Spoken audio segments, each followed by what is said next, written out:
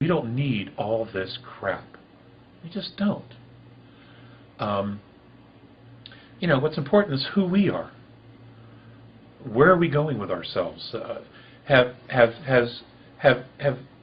people looked inside themselves and said, I do all this work, I support these other things and all these other people.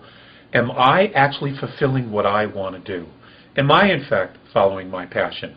Am I truly happy with my effort and what I've done?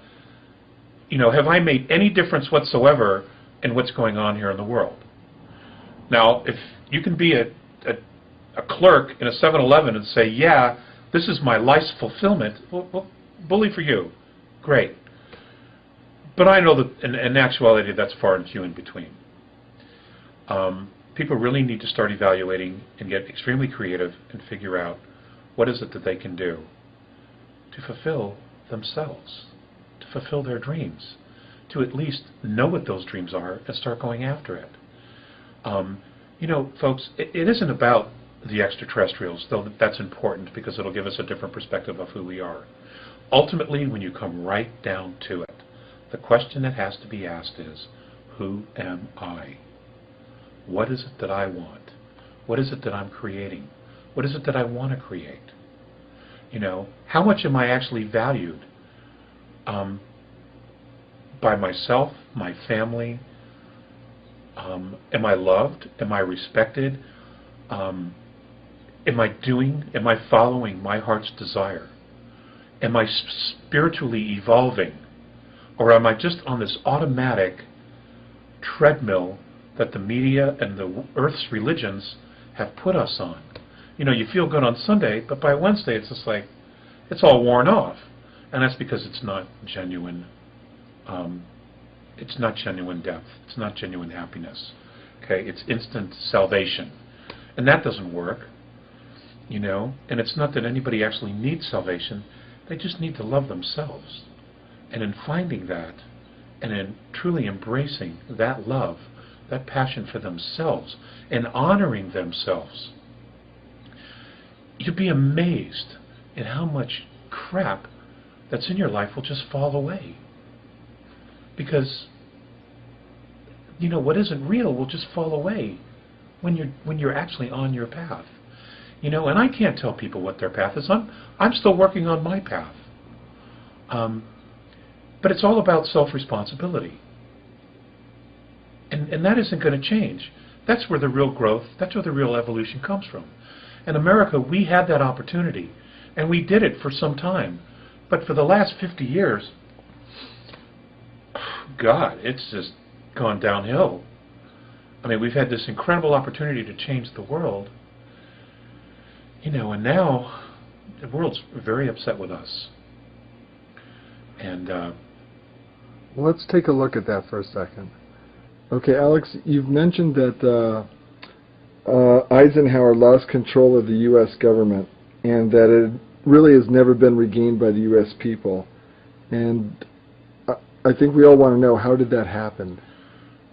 Well, that's not exactly what I said. He didn't lose control of the government, but he lost control of the technology. Apparently, and this information's out there. Brigadier General Lufkin said in the Disclosure Project testimony, that's disclosureproject.org, which I recommend to everybody.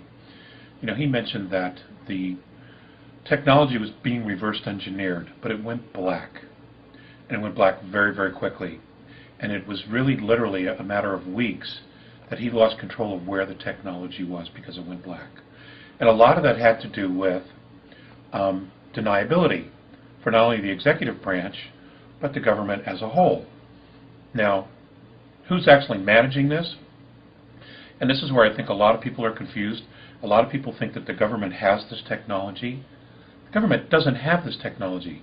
We paid for it, but programs have this technology. A lot of this technology was reverse engineered by programs created by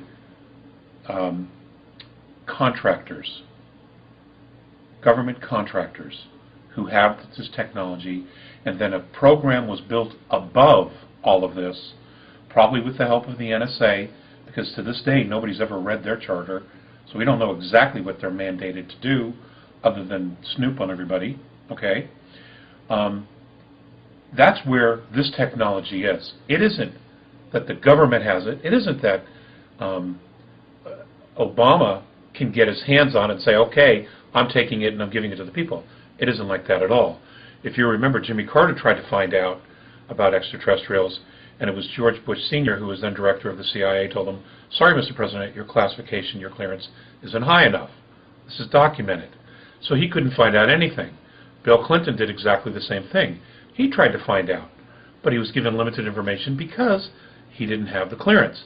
Well, who can give the president clearance for this? Right? Who authorizes clearance to the president to know about this stuff? Well, if he doesn't know about it, then who does? Who's managing the information if the President of the United States doesn't have access to it? Clearly, there's your secret government. Those who are managing these programs. Because they have this technology that's thousands of years in advance of what we're using commercially. We have no access to it. Our elected officials have no access to it. The government has no access to it. Okay, but these programs exist nonetheless, and we are paying for this. Okay, the taxpayers. But we're not deriving any of the benefit of it. That is your secret government. Everything else is smoke and mirrors. Okay, what's coming down the pipe now is the fact that they have this technology and they're basically making choices. They're deciding what kind of society, what kind of world we're going to live in, who stays, who goes, what areas go through war, what areas stay in peace, which natural resources are going to be taken over. All of this is being managed by the program. And let's take a jump back to John F. Kennedy. This is not something I've ever said publicly, but if you recall, one of the things that John Kennedy did, one of the first acts he did, was to abolish the Special Operations Coordinating Group within the National Security Council. The reason for that, I believe, or I should say I have been told, is that Eisenhower told him that that is the issue, that is the area where he lost control. So John Kennedy disbanded it. What's interesting is after he was assassinated, Johnson reinstalled that group. Now, who is this group? Who is the special group? Nobody knows. Nobody really knows who they are. Administrations come and go, but rumor has it they stay. They stay and they manage all the data, all the information, everything. For example, also during Kennedy's administration, he signed an executive order in June, 11110, I believe it was, executive order, authorizing the United States Treasury to print interest-free money. Started with 5s and 10s. That executive order, in fact, is still on the Federal Register and it has never been repealed, but we don't do anything about it. The government doesn't do anything about it, and the Treasury isn't doing anything about it. Who is doing it? The Federal Reserve. And the reason you won't ever find the Federal Reserve being audited, or they won't allow you to audit it, is because they have created trillions of dollars to fund the secret space program that McKenna, this kid over in England, found out about. That's the deal. That's the reality of the situation. You know, and you can go pound your head on a wall, you can do whatever, but that's it. That is where our secret government is. It is there, it is real, and it's managing everything at this point. And they really don't give a damn what the people think. They really don't. They have their own agenda. And they're doing their own thing. We don't need the space shuttle. We haven't needed it forever. There are many people out there talking about special spacecraft, Tango Romeo 3 Bravos, Tango Romeo 3 Alphas, etc., etc. These are all very real spacecraft. They, in fact, do exist. And they do have some solar system travel. We are so far along, it's amazing. And in one sense, we can be proud of that, but in the other sense, where is the technology? Why isn't that we are still being strangled by oil companies? It's ridiculous. Because they fear an economic collapse. Well, we've printed the dollar into oblivion. The economic collapse is coming anyway. So why don't we just release the free energy and the technology that they have, you know, to power homes, to power cities. Let's just do it, because they're destroying the economy of the government, of the country anyway, by printing the dollar into oblivion. and that is going to happen. You know, you just can't fix debt by creating more debt.